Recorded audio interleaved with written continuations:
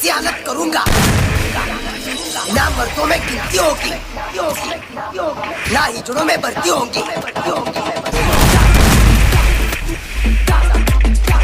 सबीर सबीर भाई, सुन बेटा,